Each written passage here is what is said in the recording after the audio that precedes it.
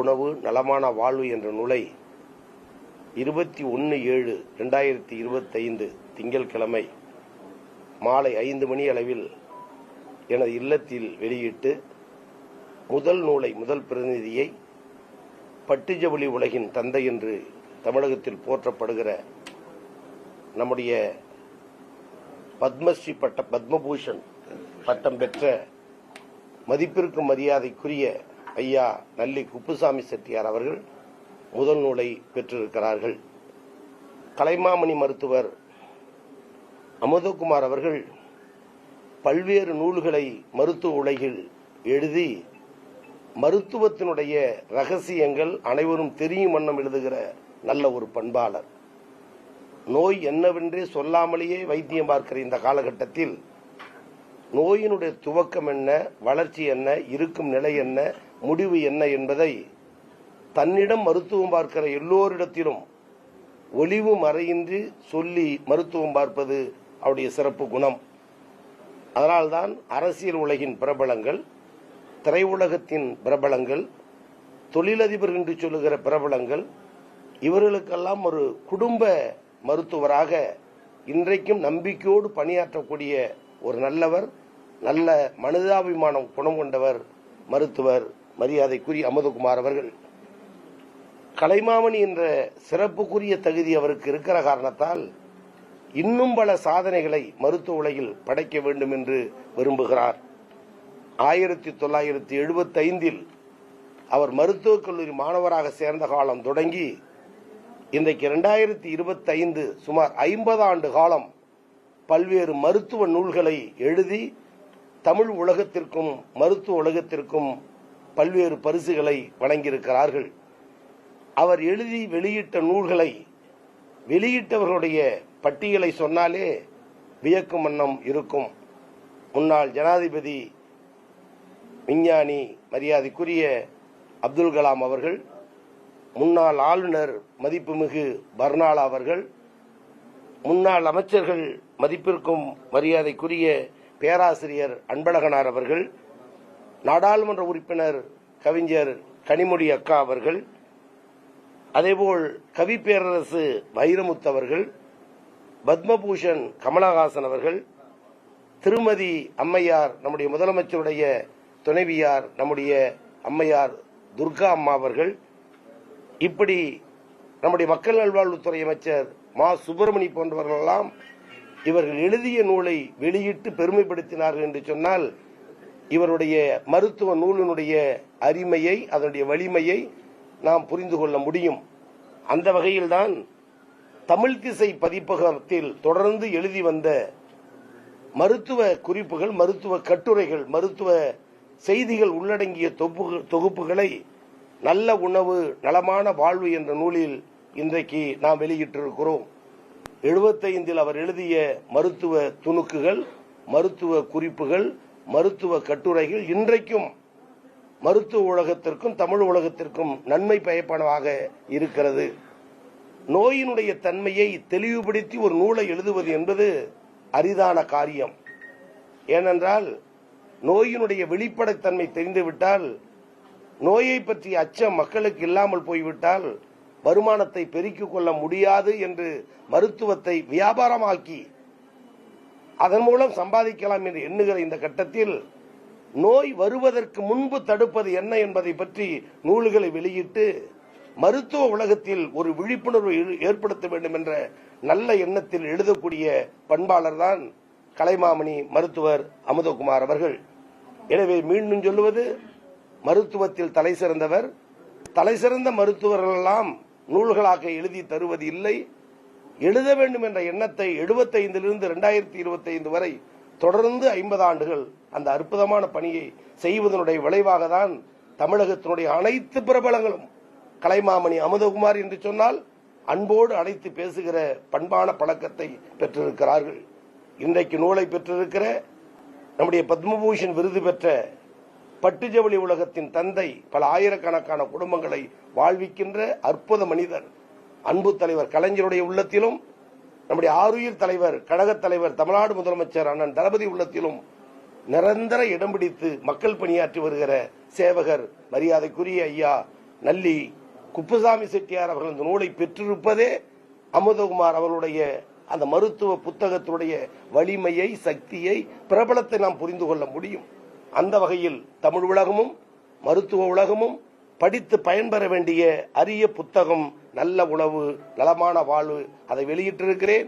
இந்த எளியவன் அந்த நூலை வெளியிட்டிருப்பது என்பது அவருடைய ஆற்றலுக்கு, அறிவுக்கு, திறமைக்கு நற்சான்று பத்திரமாக கருதி பெரும் வாய்ப்பை, பெரும் பேரை எனக்கு வழங்கிய நூலாசிரியர் அமுதகுமார் அவர்களுக்கும், எனது இல்லத்திலே வந்து பெற்றுக்கொண்டு இந்த நூலுக்கும் எனக்கும் பெருமை சேர்த்த மாமனிதர் பத்மபூஷன் ஐயா நல்லி குப்புசாமி செட்டியார் அவர்களுக்கும் மனமார்ந்த நன்றிகளை, பாராட்டுகளை, வாழ்த்துக்களை தெரிவித்துக் கொள்கிறேன். நன்றி, வணக்கம். இது நிக்குது இல்ல சொல்றேன், அது தர இது வந்து நூல் வெளியீட்டு விழா, அதோட அதை நிறுத்துற மாதிரி பாருங்க. அடுத்து நான் சொல்றேன்.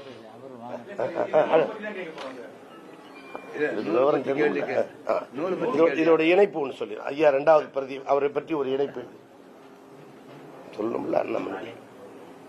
வந்தார் இவரோட ஒட்டி அந்த நூலையும் பெற்றுக்கொண்டாருன்னா உங்களுக்கு கிளிப்பிங் மிக்ஸ் பண்ணி ஐயா இந்து தமிழ் தமிழுக்கு தமிழ் திசைன்னு வச்சிருக்கேன். இந்து தமிழ், அதில் இந்து தமிழ்.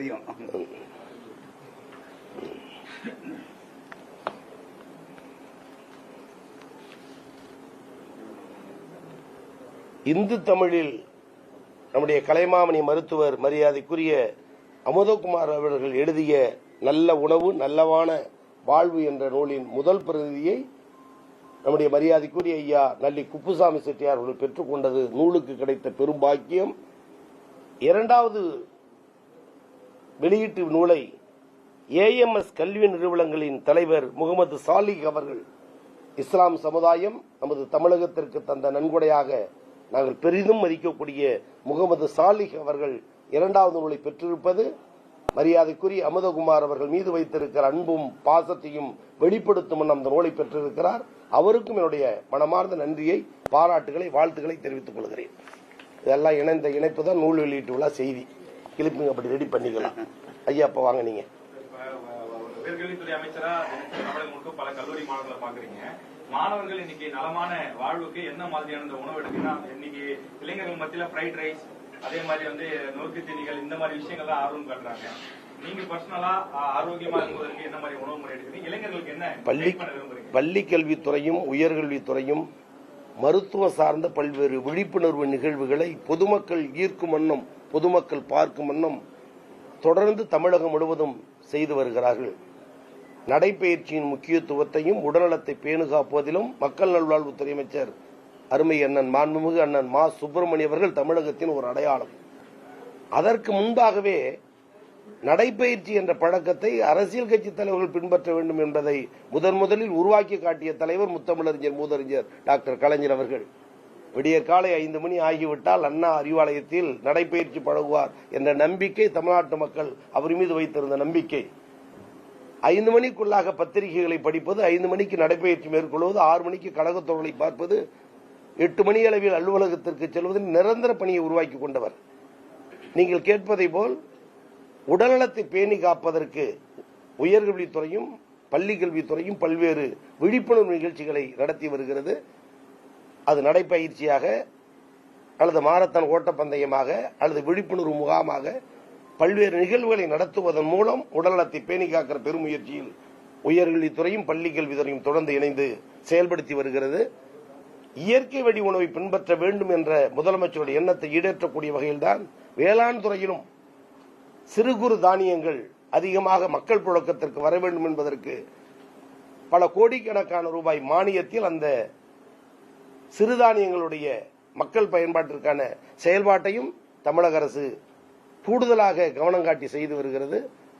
இயற்கை முறையில் உருவாக்கப்பட்ட நெல்லுக்கு, அதன் உற்பத்தி செய்கிற அரிசிக்கு இன்றைக்கு மருத்துவ குணம் குறைந்த அல்லது ரசாயன பொருள் கலந்த நெல்லை விட கூடுதல் விலை இயற்கை விவசாயத்தில் விளைவிக்கக்கூடிய நெல்லுக்கு வழங்குவது என்பதும் இன்னும் ஊக்கப்படுத்துகிற செயலாக தான் பார்க்கிறோம். எனவே நோயற்ற வாழ்வுக்கு தமிழக அரசும் பள்ளி கல்வித்துறையும் உயர்கல்வியும் இணைந்து செயல்படுவதற்கான செயல்பாடுகள் பயணம் தொடர்ந்து நடந்து கொண்டிருக்கும்.